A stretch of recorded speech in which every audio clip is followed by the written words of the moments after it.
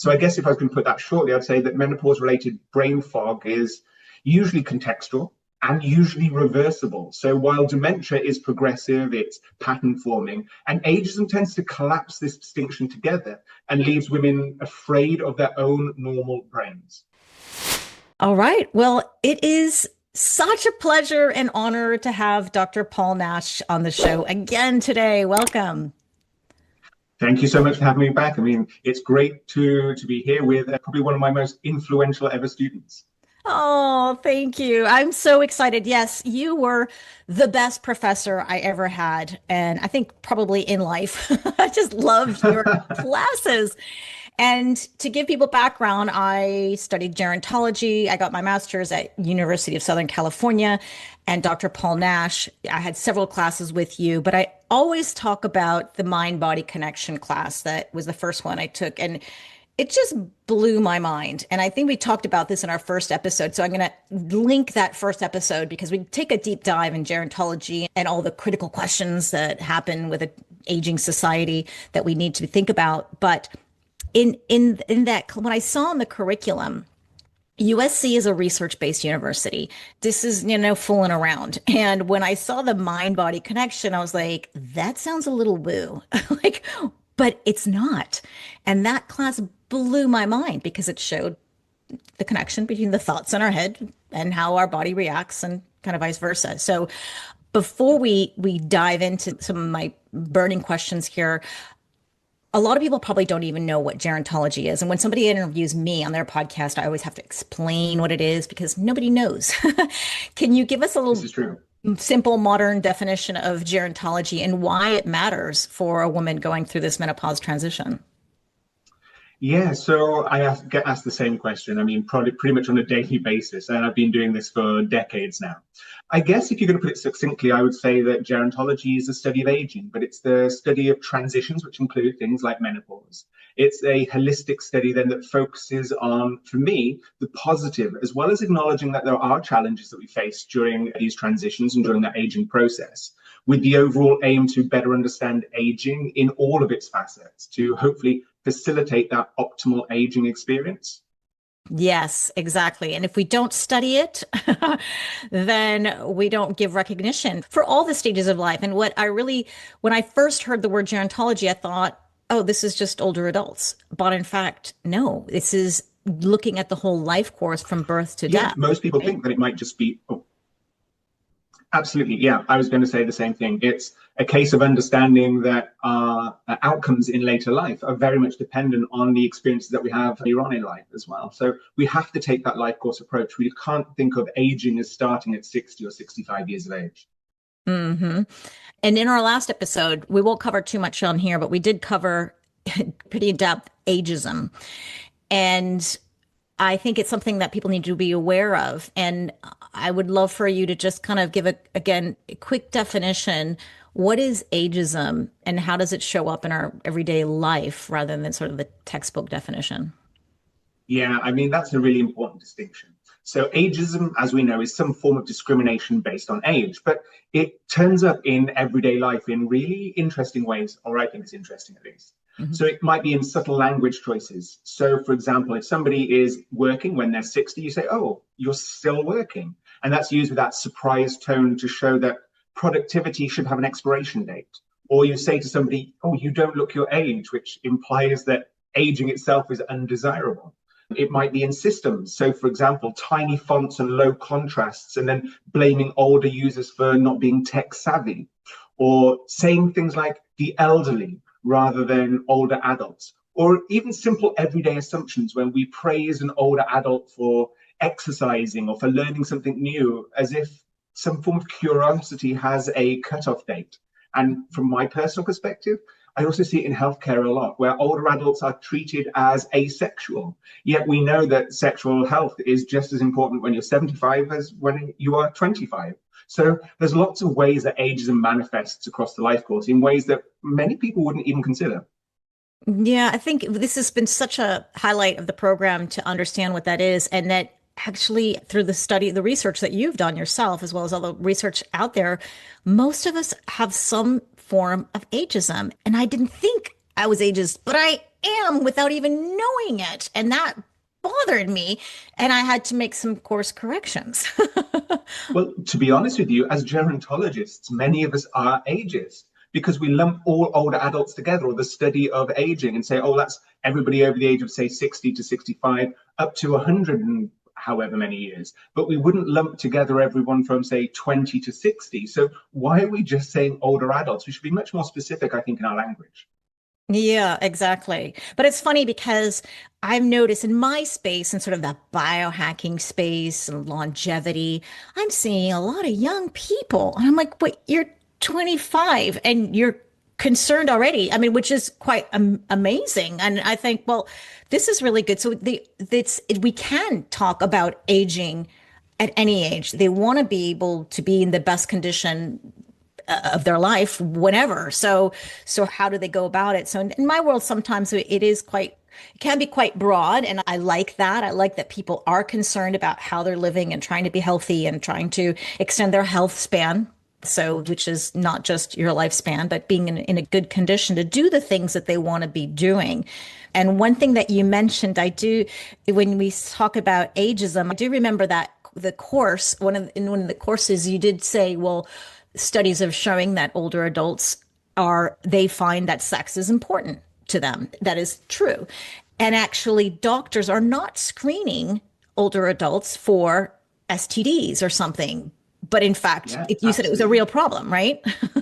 Oh, it absolutely is a real problem. I mean, I know the US has many challenges, but one of the big ones that I see is that, for example, the CDC doesn't recommend testing for STIs for people over the age of 65. There's no guidance for this.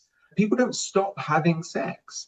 And the problem that we see in healthcare, again, as you go back to, is ageism, because clinicians don't want to speak to people the same age as their grandparents about having sex. And then on the flip side, many older adults don't want to speak to somebody in their 20s or 30s that they don't know about their sexual lives, or especially if they're experiencing challenges in that particular area. So it's something we need to come at from multiple angles, but it's a really important message to get out there, I feel. Yeah, I've interviewed a lot of sexologists and because low libido is an issue during this menopause transition.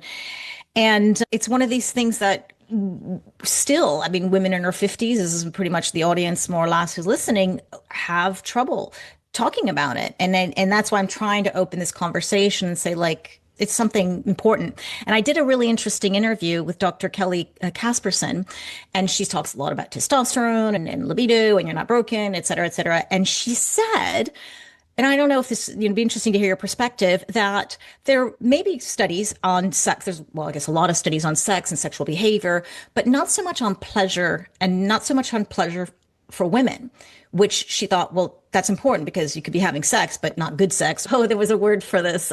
It'll come to me. But yes, sort of sex that don't just doing it just because to please your husband or something like that. And that was not okay. So I'm wondering, is it true? Is it just that we don't have these studies on pleasure? Well, let's frame it like this. So in our 20s, 30s, we don't see sex as a biological act necessarily. But when we get to our 60s and 70s, it might be about what medications you need to be able to do this, or what processes can be used. And it becomes very medicalized. And I don't know about you, but I don't find that very sexy. And that might be part of the problem. And when it comes to doing research, obviously, we know at the moment much research is being cut back, but we're interested in that biomedical approach, when instead we should be taking that biopsychosocial approach and saying, well, actually, there are certain challenges that happen as we age. So, for example, it might be to do with, you talked about women's enjoyment. What about vaginal dryness? Are we addressing the issues there? Maybe actually talking about things like that will enhance the enjoyment for women.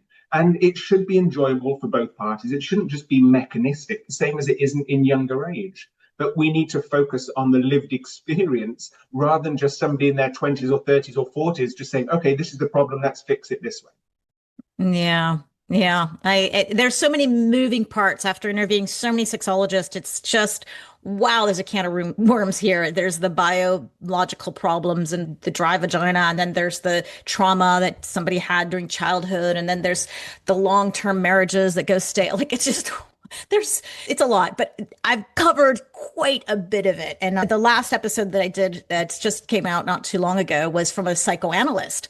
And I found it fascinating. I don't have the feedback yet on it because it literally just came out. And it was just it was about fantasy and arousal and the thoughts that go in our head. And I've never interviewed a psychoanalyst before, but it was crazy. Go and listen to that episode because our brain, it was explaining how our brain can create these fantasies in order to overcome a problem. Usually it's due to fear, guilt, and shame. And yeah, this is where some of our problems come from. But yeah, you're a psychologist. Well, unresolved conflict. Yeah, I know that psychoanalytical approach quite well. I mean, there's many ways to address a problem, and that's definitely one of them. Yeah. So, okay, I want to go back to menopause and ageism. But in our last interview, we did actually, I think there was maybe, I have a feeling it was maybe 4 years ago, our last interview. And Something like that, yeah, since then, that menopause movement has exploded. You can even see now I'm now in this area much more than even before. But from your perspective as a gerontologist, what excites you most about this shift, and where do you think it may fall short?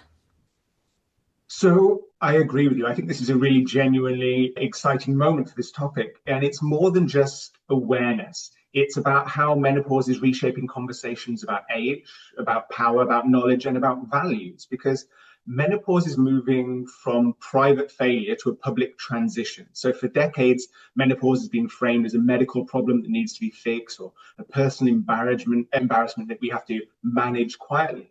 And in terms of what's changing, menopause is increasingly being discussed as a biological transition, but with social consequences, very similar to how we discuss puberty. But there's far less institutional support when it comes to menopause. I think public figures, workplace policies, and media narratives are kind of starting to break that silence.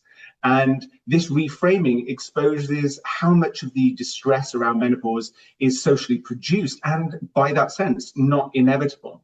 And ageism is being recognized as part of this as being gendered. And menopause kind of sits at that fault line in the middle. So menopause has been made visible, something that's been long ignored. And women experience ageism earlier, as we know, and more punishingly than men do. That can take the forms of professional credibility, sexual visibility, and cultural authority. But researchers are explicitly now naming gendered ageism rather than treating age and gender separately. So menopause is understood as a trigger point where sexism and ageism combine. So menopause then becomes that case study for how systems devalue people as their bodies change. So historically, research was underfunded, it's been male dominated, and it's been really biomedical, as we just discussed. Women's reports are largely dismissed or anecdotal or being seen as emotional. But now it's more about the lived experience. And this is being treated as data rather than just noise. And we do that by embracing a feminist approach, qualitative research, and also participatory design. So nothing about us without us. And this challenges whose knowledge counts. And that's really big academically, because menopause is making visible the cost of a society that's organized around youth, uninterrupted productivity, and also male-bodied norms. And in doing so, for me, it offers a bit of a blueprint to a more humane system for everyone. Oh my gosh, such a jam-packed. I don't know where I should even start, but I'm glad that you're recognizing it as well. And I remember when I was studying gerontology in general, there wasn't much about menopause. And I kept bringing it out, like, I'm going to make my research paper on menopausal women. And even some of the biological classes, we covered it like tiny bit. Like it was just pretty much, yeah, women lose their hormones and then that's it. But I think there's just so much more to it. And maybe because we just don't have enough research in order to be able to teach gerontologists much about it. But I hope it's going to change. I hope that'll be like a little topic, like a little subtopic in one of the classes in gerontology. Well, I can tell you now, I'm teaching the mind-body connection again at the moment, and menopause is definitely showing up on there. Woo! Yay! And that, I'll tell you, by no small part, is down to yourself, Zora.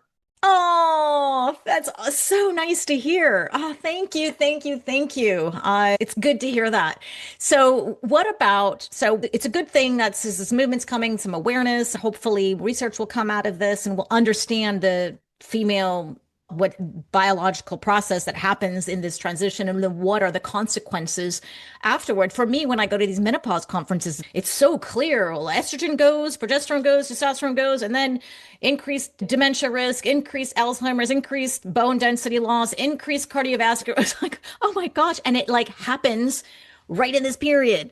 And so why are we paying more attention to this? Like, this is something's, we got to fix something here, or at least slow it down a little bit, because it seems so rapid when we lose the hormones. And not to mention a woman who's going through medical menopause or chemical menopause, where she's just in one day loses it. And then she's really thrown off a cliff, and she needs support as well. And she could be at any age for that matter and be thrown into menopause. So what do you think? So there is these voices that are coming out, and we're having this movement. What do you think is a shortcoming in the sense that is there a place where, do you think the pendulum is maybe swung too far in one way and we need to bring it in, or is there something that you're afraid may go too far?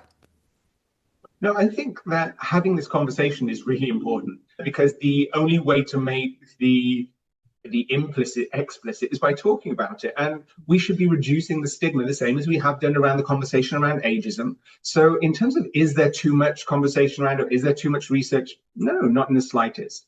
And I think you highlighted for me some of the real concerns about the field about aging and the menopause. Is it's all biomedical. You talked about what happens when you go to conferences. They talk about hormones, they talk about basically the slide that happens, but we know there are social determinants of health that can help either shift in a positive or a negative direction how this can progress. So we need to start talking about this in holistic terms and really respecting the narratives of the women that are experiencing this at whichever age they go into menopause. And we need to make sure there's more funding for it. We need to look at the intersectionality of it. So it's not just the intersectionality of individuals' identity, but also the experience of things like sexism, racism, homophobia, all these other things that go on together, and the impact that increased stress and that cortisol response has during this hormonal upheaval for women as well. I have to tell you, I don't know if you've heard me talk about this before, but I notice when I go around the world interviewing women about menopause, I literally stop women on the street, ask them 5 questions if they'll open their mouth to me and let me record them. And it is interesting, the responses that I get in different cultures. And I was really surprised, for example, in Thailand, how open they were. I hardly got any rejection. And it was fine in front of a camera with a total stranger, which you would understand. I do get a lot of rejection, because who wants to talk about menopause in front of a camera? And they were so open about their sex lives and their libido. And this is great. And then the hardest time I had was in the Czech Republic. And I was in Prague. I just got rejection after rejection after rejection. And it was rejection, not the usual rejection, like, oh, I'm shy. No, maybe later. It was no, and get out of my store, like as if I were offending them. And I was like, sorry. And then it happened again and again. Then I found a younger woman, who's Czech, and I said, is this something I'm saying? Should I get a translator? And she said, no, because in our culture, we're very shy, we're very internal. And on top of that, they think you're saying, hey, you look old. Can I ask you about menopause?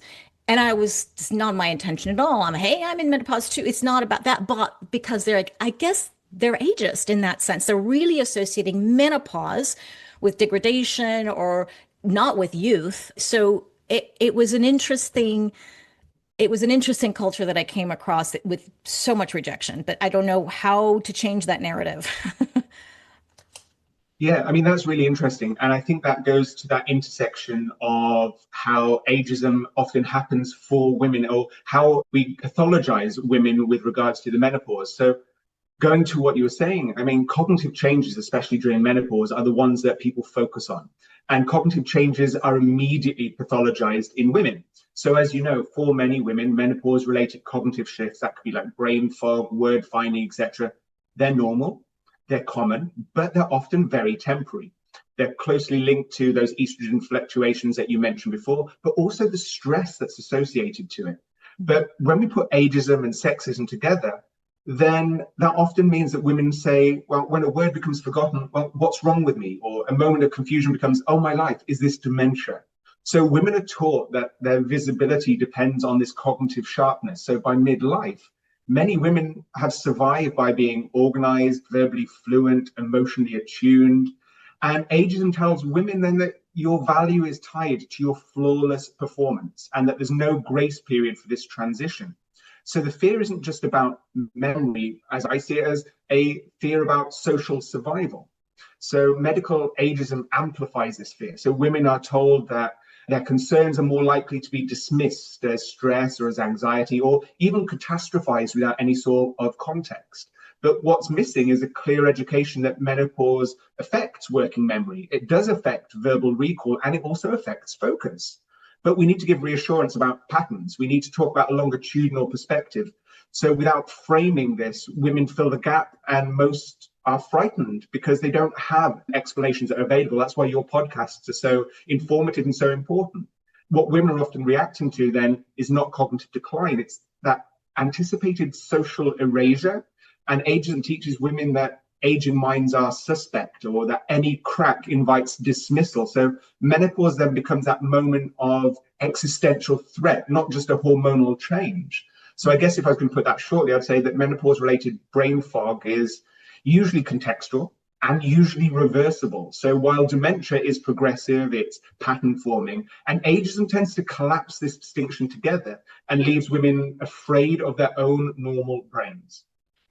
Oh, so true. It's actually this combination of ageism and menopause, because when you go through menopause, and if you do ever experience brain fog or any kind of cognitive issues, you feel like you're losing your mind. I mean, there's plenty of women in my community who ask me, is this early onset dementia? Do you think I'm losing my mind? And it's going in the wrong direction. It's that fear and that stress that happens because some of these people have aging parents who do have Alzheimer's and dementia. So they're like, oh, I must have a gene, and now I have menopause, and now I don't have my hormones. And then you can imagine the stress. But you're right. Most of the time, it does stabilize. Not always, but it does usually.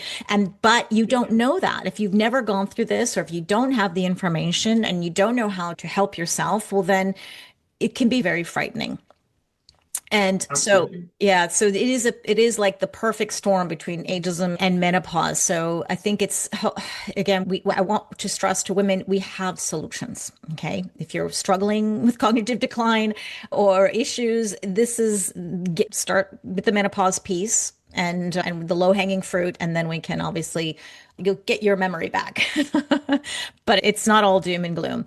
But I would love to hear your perspective too, because there is so much crossover with ageism and menopause. And when I think about the workspace and how women professionally, I have so many women who tell me they've had to quit their job because they can't think anymore. They can't perform the same way, or they're having hot flashes and it's just becoming, or anxiety, depression, all these things like combine. And it's terrible because they don't want to leave their jobs, but they just don't feel competent enough.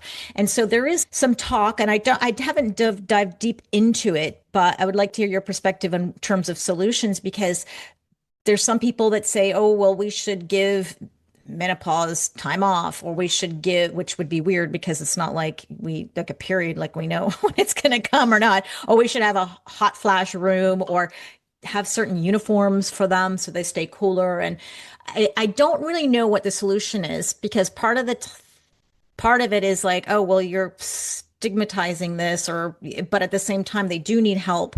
Where do you think we can support women in the workplace? And the same, on top of it, you have the ageism piece and people not wanting to hire somebody because of their age, right? Yeah, I mean, I love how you give me these really simple, easy one-liners answers to give you. I think the important thing here is that hormones can change how it feels to show up, but not whether women matter. So hormonal shifts during perimenopause and menopause, as we know, affect things like sleep quality, stress tolerance, and cognitive changes.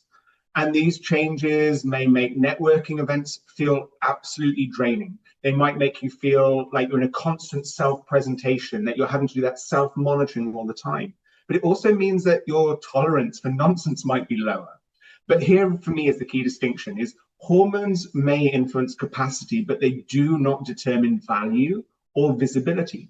And you said it really well when you looked at ageism and sexism in this combined matter, because ageism and sexism decide whose presence is noticed. So professionally and socially, visibility is conferred, it's not inherent. So ageism shows up as assumptions that midlife women are winding down, or there's reduced tolerance for anything short of a perfect performance. Menopause becomes a convenient explanation for this.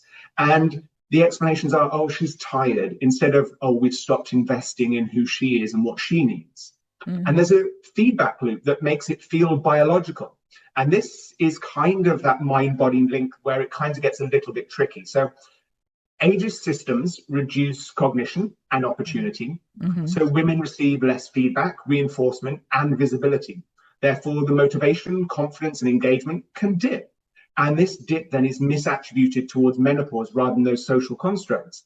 And ageist withdrawal then accelerates. So hormones may be present in this loop, but they're not the engine for it. Menopause may change how easy it is to perform visibly, but ageism then determines whether visibility is rewarded. And what looks like hormonal withdrawal is often a rational response to that cultural devaluation. Oh my gosh, you're so profound. It's all tied together. No, it is, because I knew you'd do such a good job of tying this together, because there is so much crossover. But I want to go back into the mind-body connection as well. And you did touch already on this a little bit. You can see it. But like I mentioned, this was my favorite class. And I would love to know, from a gerontologist lens, how strong is the evidence that beliefs and stress and trauma and meaning literally shape how we age, as well as the woman going through midlife hormonal changes? Again, another tiny question with a really simple answer. Thanks, Laura. Yeah. So from a gerontology lens, the evidence that beliefs, stress, trauma, and meaning, how these shape how we age, that's actually really strong now. It's convergent and it's no longer controversial. So this idea of mind body not being connected, I mean, it's kind of gone out the window. And it's especially compelling when you look at women moving through midlife hormonal change, like the menopause, where biology and biography collide. So what's exciting and kind of sobering, I think, is that the evidence doesn't come from one field. It comes from multiple disciplines, pointing out the same conclusions, but from different angles. So I know the question you're going to ask me is, how strong is the evidence, Paul? I say, well, it's very strong, but it is nuanced. It's not you can think your way out of biology, and it's not biology is destiny. Aging, for me, is better understood as a biological process that is being continuously modulated by psychological and sociological experiences. So what do we know? Well, with high confidence, we can say that chronic stress and unresolved trauma are really clearly associated. And here we've got a correlation rather than causation. I guess we'd give that caveat. The earlier onset of chronic disease is associated with chronic stress, as is accelerated cognitive aging, cardiovascular risk, shorter health span. We also know that it's around HPA axis dysregulation, inflammation, increased allostatic load, as well as metabolic changes. And these things are really dose dependent and cumulative then across the life course. And as you mentioned, midlife, and it's midlife where we experience other things like caregiving, work stress, financial stress, relational stress. And when we go through these different stresses, ACEs, adverse childhood experiences, or childhood or other traumas, these often resurface then under that level of hormonal stress. So menopause doesn't cause these vulnerabilities, but hormonal shifts can reduce the psychological buffering that we have at other stages in the life, making the impact of long-term stress much more visible. So in menopause, if we see menopause culturally framed as a period of decline or loss of value or loss of control, then women are biologically entering this transition already primed for threat perception, which from my perspective on that mind-body heightens stress physiology and also symptom burden. Gerontology for me is an ideal situation because we place an emphasis on meaning making.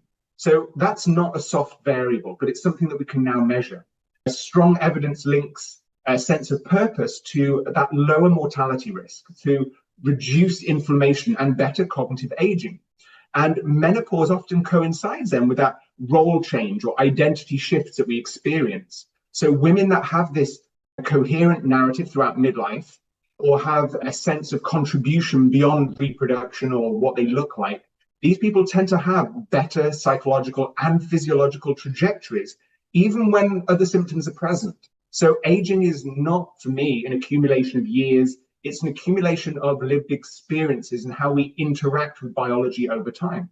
And for me, and you might agree with this or you might not, menopause makes that interaction almost impossible to ignore. So I totally agree. And I get many women who tell me, is this hormones and menopause, or is this something else? And when they're feeling stressed or having a bad experience, and I said, well, wait a second, what's happening in your life right now? Oh, well, I lost my job and my husband left me. And I said, well, hormones or no hormones, like anyone would be stressed and depressed, right? It's not, there's that. Absolutely. It's just that I'm seeing with these stressors, without the hormones, or as we're going through this transition, we're not as resilient. Like we just don't react the same way as we used to. So it's like you said, it's a little tougher in that sense. But whenever I interview a woman who's on the other side of menopause, she is so excited for us. She's like, oh, it's so great on the other side. And she's empowered and she's happy. And it's like life is good again, because she knows what some of these women are going through. So there is hope and there is solution. And I always say menopause is inevitable, but suffering is optional. Like if you want to, fine, but we don't have to anymore. Absolutely. So, okay, I want to move into, I speak about this study all the time when somebody interviews me, and it's thanks to you for bringing this research to me. But when you told me about gerontologist Dr. Becca Levy's work, where she showed how positive beliefs about aging help us live longer, up to 7.5 years longer, it blew my mind. So what do you think? And I think a lot of people now, I hear more and more people quoting this as well, too. So what do you think is most misunderstood about her research? I would agree with you. Becca Levy is my ultimate fangirl moment. And I now consider her not just an academic friend, but a friend. And we're bringing her to USC this semester to do a guest talk, which is really exciting. Oh, But I agree with you. I think it's groundbreaking research. But as with everything else that goes into the public space, it gets skewed. So Becca's findings should, from my perspective, fundamentally change how we talk about aging. And the fact that they often get flattened into these one-liners, these motivational slogans, is ironically part of the problem that her work then exposes. So for me, the biggest misconception is that if you think positively, you'll age better and live longer. That's not what the study shows. What she actually demonstrates is that internalized age stereotypes that we absorb over decades operate unconsciously, and they shape our physiology, our behavior, and our stress responses. They then predict outcomes independently of baseline health, of socioeconomic status, and other health behaviors. And this is about cultural conditioning, so not mindset hacks. Many people assume from her research that this only matters once you're old. But as we discussed, age beliefs are acquired early in life. They accumulate long before you identify as an older adult. So by midlife, they've already become embodied. So from a gerontological perspective, aging outcomes reflect decades of this stereotype exposure, not just late life attitudes alone. And this is especially relevant for women entering that menopause stage, who suddenly feel the weight of all these beliefs that have carried on them for years unconsciously. And perhaps for me, the most dangerous misunderstanding is that Becca's work places responsibility on older adults to fix their thinking. But in reality, her work doesn't say that. The research shows that structural ageism enters our body. It implicates the impact of media, of workplaces, of healthcare, and of social policy. It reframes aging as a health risk factor rather than a personal failing. And if beliefs about aging shorten lives, then ageism is really a form of health population level harm. And what's truly radical and I think under discussed is that Levy's work implies if we change cultural narratives, this can extend population health span, not just lifespan. and that anti-ageism interventions belong alongside smoking cessation programs and exercise encouragement. And menopause and midlife are leverage points rather than being seen as endpoints. So ageism isn't just a bias, it's a modifiable social determinant of power. I remember you also showed some research showing if we can change our ageist thoughts and we would be able to not only improve our lifespan and health span, but obviously the economic level of a country may improve as well as older adults can work more or participate or all these things.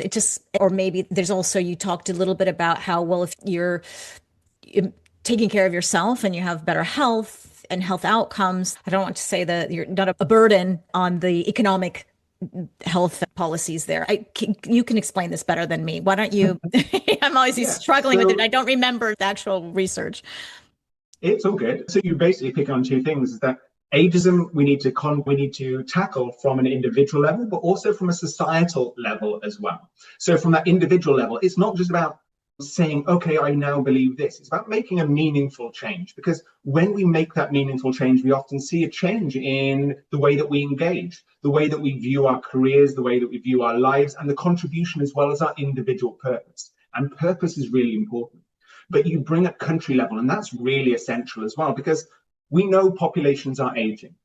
Countries are only going to perform well if they embrace aging and all of the opportunities that brings, rather than marginalizing older adults. Because if we exclude older adults from the workplace, well, again, we know that older adults are going to make up the vast majority of the population. So we're already cutting a whole number out of the equation. Also, we undervalue the contributions they make for grandparenting, so looking after the children of their adult children so they can contribute in the workplace. Or when you look around at volunteering organizations, they're not manned by people in their 20s and 30s, they're manned by older adults. So we have to make the understanding that older people have a huge contribution to make in society, and that's beyond just the workplace. So only if we embrace all of these opportunities associated with aging, rather than the stereotypes and misconceptions that we have, only when we do that are we going to actually move forward as a successful society. You said it way better than me. I gotta go back and take that course again. But I want to go a little bit more into your work on aging with HIV. And this is something not a lot of people are speaking, I think, enough about. So, and we didn't talk about this in our last interview. So what do you think the population teaches us about aging and HIV in terms of, I don't know if it's faster, different, what can we learn here? So this really is my soapbox, I'm afraid. So I think it's a really important question, because aging with HIV has quietly taught gerontology, in my perspective, some of the most sobering and clarifying lessons about how aging actually works, although we've only been studying it for a pretty short period of time. So from a gerontology lens, people with HIV who are aging have functioned as I hate to say it, but a natural experiment in both accelerated and in altered aging. Not because of any kind of moral failure or individual weakness, but because of a chronic biological stress that's associated with HIV, layered onto chronic social stress. So in the early days, researchers asked, do people with HIV age faster or just differently? And the answer that we now know is both, and it depends on the system. So people aging with HIV often show earlier onset of age-related conditions. They often show multi-morbidity at younger chronological ages, as well as a greater physiological burden for the same number of years that are lived. But this isn't uniform, and it's related to system-specific acceleration. And this is often shaped by the inflammation, by chronic immune activation, and also by medications exposure, because these have become less toxic over time. And this has dismantled the idea that aging is just one synchronized process. So for me, perhaps the most transferable lesson is that much of what accelerates aging in HIV is nothing to do with the virus. It's chronic psychosocial threat. So people who have aging with HIV have often lived with stigma, with secrecy, with medical trauma, with discrimination in healthcare and employment, and often with constant bodily monitoring. So gerontology has learned from that, in my perspective, that Vigilance is biologically expensive. Anticipating this harm can be as harmful to aging as physical harm itself, and that social stresses embedded into this physiology over decades are really challenging. And this insight for me is particularly important when we draw parallels to caregiving, to marginalized racial groups, to women navigating menopause. One of the overlooked lessons is that many people who are aging with HIV show massive resilience, adaptability, and also the ability to make meaning out of their situation. So survival itself for me is reshaping your identity, your priorities, and that social engagement. And from a gerontological perspective, we've learned then that trauma and resilience often coexist. So we can make meaning, purpose, and community, which buffer this biological risk. So bringing it together, I'd say that aging and HIV teach us that aging accelerates when stress is chronic, when inflammation is present, when recovery is interrupted, and safety is uncertain. The virus, yeah, this matters. Biology is important. But it's that social and psychological conditions that surround us that matter just as much. Yeah. And I do so this population living with the stigma or living with the stress. And I remember you taught me it's not stress, it's the perception of stress, the reaction. How are you going to react to it? That really counts. And this goes for anyone, whether you're living with HIV or whether you are female or menopause or Black or whatever ism that you have, it's going to make an impact and it's not fair. So what do we do? What can someone who's listening now do to help move the trajectory? So I think there are some lessons from HIV research that apply directly, specifically to things like menopause and to midlife transitions for women. I think one of the most powerful and under-acknowledged insights from HIV research is how social meaning, stigma, and survivorship shape our bodies over time. Mm-hmm. When you put that lens on menopause and midlife women, the parallels to me are really striking and they're actionable as well. So HIV research has taught us that stigma doesn't stay social, it becomes physiological. So HIV research has shown us that concealment, silence, and shame drive this chronic stress. As you rightly mentioned, anticipatory stigma is just as damaging as actual events. And stigma predicts worse health outcomes, etc. And we know that silence around these stigma leads to isolation, self-doubt, fear of being seen as old or unstable or less capable, leads to hypervigilance around these. So menopause stigma adds biological load on top of this hormonal change. So what can we do about this? That was one of the questions that you asked, I guess, is when HIV has moved from unspeakable to nameable, from shameful to medicalized but politicized as well, we've seen earlier care-seeking behavior. So people are getting treatment sooner. We know that people are adhering to medications much better. There's much better, strong social support. And if we apply this to menopause, it's really clear. If we have a clear language that reduces this catastrophic interpretation, if we have a shared narrative that normalizes this variability, we can really flip the script. So survivorship enhances and changes that identity. So HIV again has taught us that if we really embrace long-term survivors, then we can reorganize priorities. We can show a deeper meaning and clarity. So again, for this transition for many women report increased agency and less tolerance for, I hate to say it, but BS. And they've also shown that cultural narratives miss this because they often focus on loss. So what can we do? Well, midlife identity change can be protected if it's culturally supported.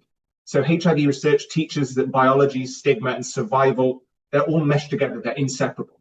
So menopause research is now at that same crossroads. We can treat it as a private burden, or we can treat it as a shared, supported life transition that shapes long-term health. Yes, we got to change the attitude. Somehow, Absolutely. I always, Flip that script. I tell Frank, my husband, I said, I love menopause. Like, isn't it amazing? Like, I feel so empowered sometimes because of that no BS. I'm not taking it anymore. Absolutely. He's like, yeah, okay. I see where you're coming from. But I love that side. I feel I have certainly changed. And he's like, you've changed a lot. And I'm like, I know. Isn't it great? It's freedom. So if we can look, I sometimes call menopause an upgrade. Like, you're just getting an upgrade. You're going to be better on the other side for sure. You're going to learn a lot. And I guess it's not only, I don't know if partly, I wonder if it's menopause or if it's something else, because yeah, we do talk a lot about this empowerment or the no BS attitude. We have less tolerance. But if I remember correctly, we also studied about as we age, we get closer to death and we understand there's not much time left. So we're going to not spend time with toxic people and we're going to spend it with the people who we truly matter and make us feel good and make us feel happy. And there's so many things. So I'm wondering, because it's not only women, right? It's men also feel this as well, right? Absolutely. Yeah. It's that basic socio-emotional selectivity theory. As we go through life, those tangible things mean far less than our emotional happiness, as our emotional connections. So we might find that we have fewer friends, but we have deeper friendships, that their emotional well-being and our emotional well-being means far more than having the newest iPad, the newest iPhone, or anything else like that. So yeah, it might be that you say, oh, they take less BS, but it's also that they care much more about both their own psychological well-being, but also the psychological well-being of others. And sometimes that means cutting the out of the conversation and getting down to the brass tacks. Yeah. I also remember learning about gerontologist Gene Cohen and his stages of aging. And he did call it was around this age of men and women, the if not now, then when stage kind of thing. And that to me always, I see it all the time in my menopause community where women say, look, I'm going to do a marathon, or I'm going to write the book, or I'm going to quit my job, or make some kind of a life change because you feel that it's, if not now, then when am I going to do it? Right? Yeah, I mean, I would take that step a little bit further, and I would say that across the life course. So you don't know what's going to happen tomorrow. I'm not saying that we need to live for now, spend all of our money day to day, live paycheck to paycheck, etc. We do need to plan for aging. But there's so many things and so many times and so many people I've seen or heard that said, oh, I'm going to put this off till tomorrow. I'm going to put this off till life changes, life becomes better. So there's always going to be challenges in your life. There's never going to be a perfect time to do something. You've just got to bite that bullet and go with it. Try embracing the year of the yes. Say yes to new things. That links to personality in terms of openness to new experiences. And we know that's really important for aging, because if we try new things, if we open ourselves up, that's cognitive enrichment. These help with neuroplasticity. They also help with our happiness and our ability to socialize with more people. So yeah, just go for it. Why not? Make the change. Be the change you want to see. Good advice. Exactly. Don't wait. Absolutely. Let's talk about the future of gerontology. What excites you most about it right now? Oh, I like, again, with these easy questions. So I guess what excites me most about gerontology is kind of telling the truth. So I think we're telling the truth about what aging is and how aging impacts us. And more excitingly, people are ready to hear it. So gerontology is no longer about just studying aging bodies. It's about studying aging lives, aging systems, but more importantly for me, aging futures. And in doing so, it's often uncovering something a little bit rare. We're not talking about anti-aging fantasies. We're not talking about resignation associated with aging, but more of a roadmap towards a more humane longevity. So aging is no longer treated as that biological decline, as we've talked about.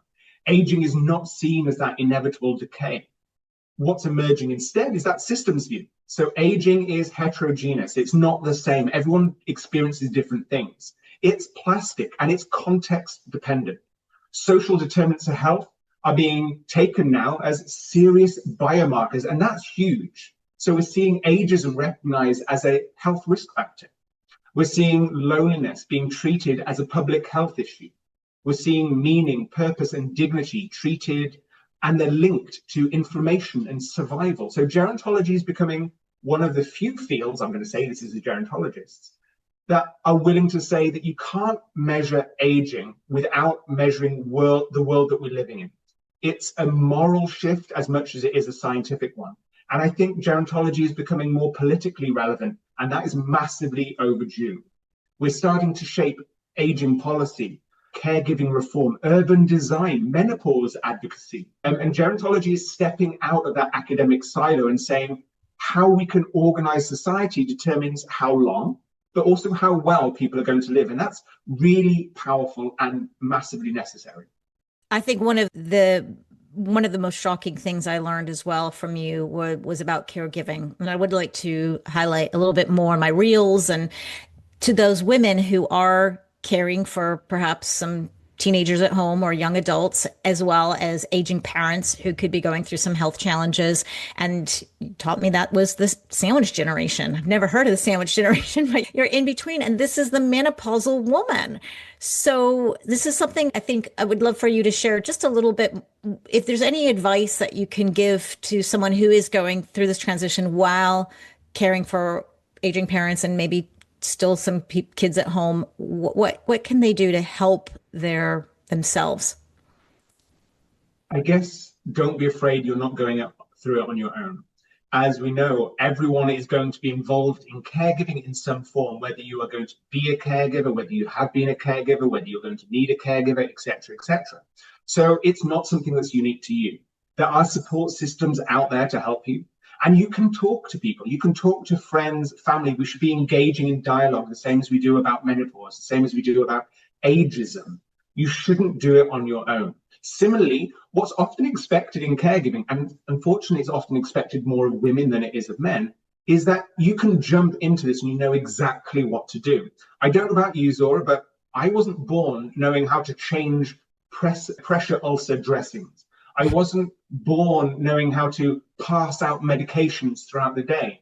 We need support. We need training. Not knowing that isn't a failure on your part. It's a failure on the healthcare system not to address that caregivers, informal caregivers, are really propping up this system. So be kind to yourself. Understand, especially if you're caregiving for somebody that is living with dementia, that often if there is aggression, it's the disease, not the individual. So we have to remember that we're treating or working with a disease at that point, and we're not necessarily blaming that individual for the behaviors that they're having. And respite care is massively important. If you can't care for yourself, you're never going to be able to care for the person that you're supporting. So take that time out. Take the mindfulness hour for yourself, or have a weekend away at a spa, hotel, whatever it is that you need to do that looks after you, and don't feel guilty for doing it. Yeah, I've met so many women who break down crying when I tell them that, and they really need to hear it. And they will be a better caregiver if they can take care of themselves as well. So I think it's a really important message I'd like to keep sharing. Okay. In terms of gerontology, before we do the rapid fire, because I want to hit a rapid fire, but what worries you about gerontology right now? I think what genuinely worries me is that we still fail to understand aging biologically. I know that sounds a bit of a flip script on what we've been talking about, the social determinants of health. It's that we're going to understand it, but we choose solutions that widen inequity, that deepen ageism, and offload responsibility onto individuals rather than trying to make this systemic change. And what really hits heavy for me is a couple of things, is that anti-aging is going to crowd out aging well. So we're pouring loads of money into longevity drugs, into biomarker optimization, age reversal narratives, but we're under-investing in caregiver support, in housing stability, menopause care, anti-ageism policy. And the risk then for me is two-tier, because we're living longer lives for those who can buy biology, but harder lives for everybody else. Also, that ageism is going underground. So we're talking about ageism, but does that just mean that people are finding easier ways to hide it? Because ageism is adaptive. If it becomes unacceptable to say it openly, then maybe this will reappear as succession planning or a culture fit and show up as silence rather than as an insult. And this kind of ageism is way harder to fight and easier to deny. Also, that we won't listen to those people that are already living the future. There are older people in this world, shock horror. So maybe we should start talking to older people who are living with HIV, that have a disability, that have a chronic illness, that already show us what accelerated aging looks like, but also what protects it and which systems are failing. So I worry that we're going to learn exactly how society ages people, but then ask individuals to fix it alone. Yeah, you're right. Yes, Sorry, didn't want to end that on a downer. No, it's true. Okay, we all want the quick fix too.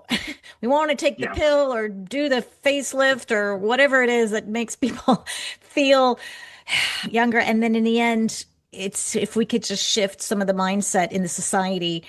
And that's why when I talk about, I'm in the biohacking world and everybody wants to hear the peptides and the supplements and the, but I always talk about the foundation, which is the stuff that we all know, everything I've learned in gerontology in terms of the foods that you eat, mindfulness, the stress, the way you move, all these things are so foundational that I always feel like if you could get that at least down, that should help a lot, if not solve the problem.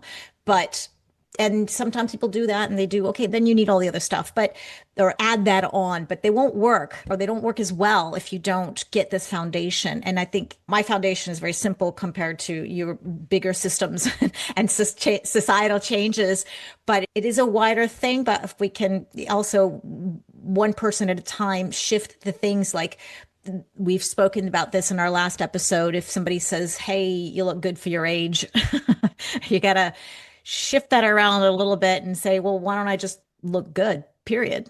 Right? Absolutely. Okay. Absolutely. Let's go into our rapid fire because I got to let you go and I have another interview and I'm so thrilled to have you on here, but we want to hear the gerontologist perspective and someone who's really grounded in science of aging. And I'm going to name a few factors, and on a scale of 1 to 10, I want you to tell me how each one impacts health and quality of life as we age, with 1 being more positive and 10 being a bit more negative. Okay? Okay. I will try my best. Okay. Social isolation and loneliness.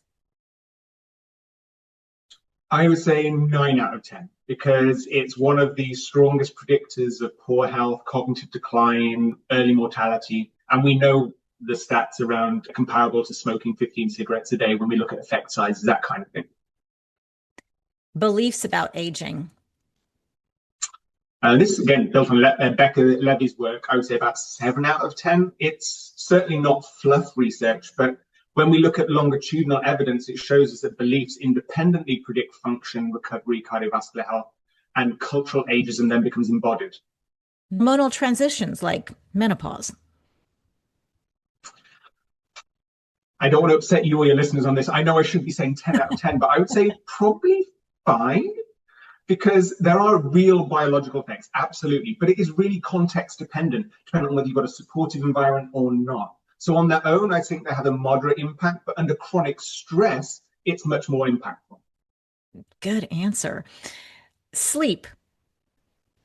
9. I would go hazard this without a guess. And I'm saying this as somebody that chronically undersleeps.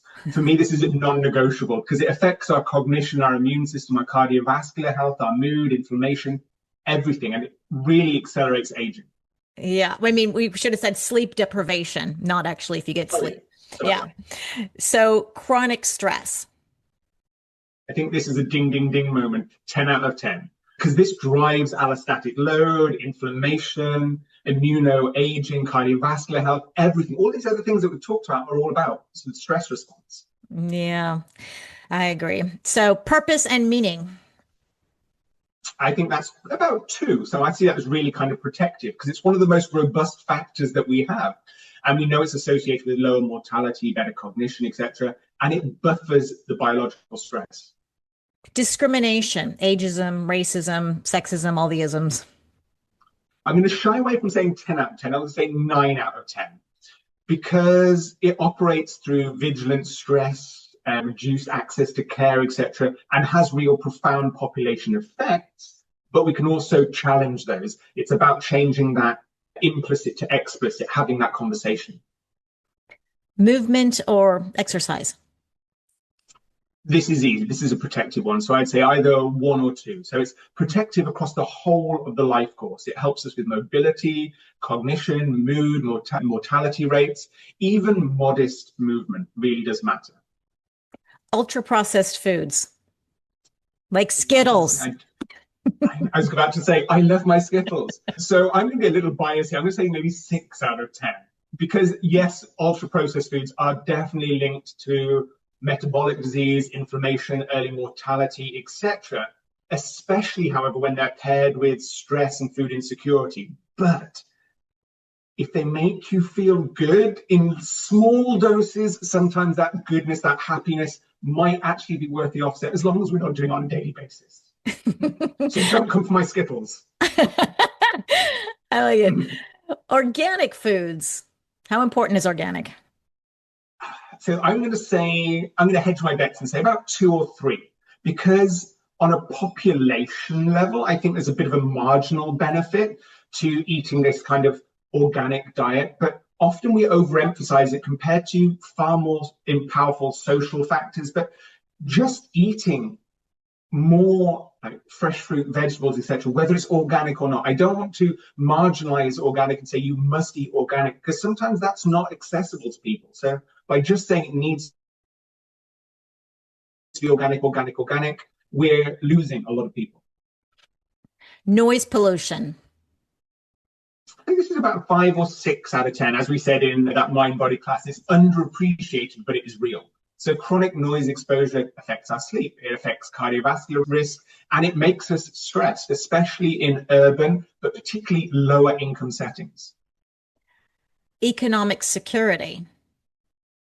I think this is a biggie. This I'd say maybe 9 out of 10, because this is pretty foundational to our everyday lives. Whether we wake up in a cold sweat worrying whether we can pay our mortgage, it predicts our health span, and more strongly than some other biomarkers. And it shapes our exposure to nutrition, healthcare access, and also our ability to recover.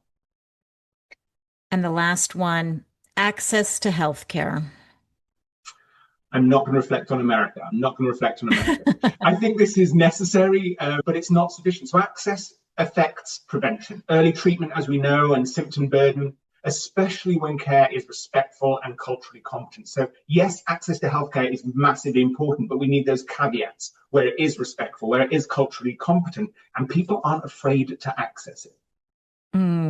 Yeah, I learned so much from you, Dr. Paul Nash, and I loved your book, and I'm going to just plug it because it is so jam-packed. I think everything I learned in gerontology is in that book and more. And I'm going to have a link to that in the show notes. And it's called Critical Questions for Aging Societies by Bristol University Press. So please, anyone interested in gerontology, please go there and check out his book. And it's actually a really fun read. And we talk a lot about it in our first episode. And I also want to share with anybody who you're still teaching at USC. And if anybody wants to go into the program or is interested in the Masters of Gerontology program, I have a link to that in the show notes. Is there anything you want to share with the listeners before I let you go? I think you've basically summed up everything, but I want to flip the narrative on you now, Zora. I want to say that, yes, you said you've learned a lot from me, but I continue to learn from you, from your podcasts, from your social engagement. You do things that gerontologists and academics could never do. You go into the real world, you make real change, and you really get these conversations started. And as I said at the start, the only reason I'm including a whole section on the menopause in my classes is because of you. So keep going out, keep making those changes, keep starting these really awkward conversations. And people saying no to you just means let's rephrase that question, but we've got to have these conversations. Oh, I'm so touched. You're making me cry.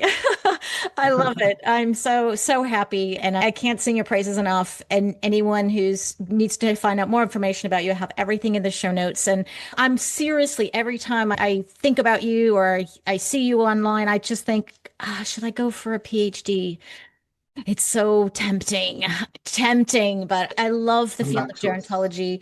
I know it's one of those things one day maybe, but it is definitely something I admire you. I admire your work, and you're obviously so passionate about teaching, and I'm happy to collaborate with you and extend the word of gerontology out to the rest of the world any way I can. So thank you so much. The pleasure is always mine.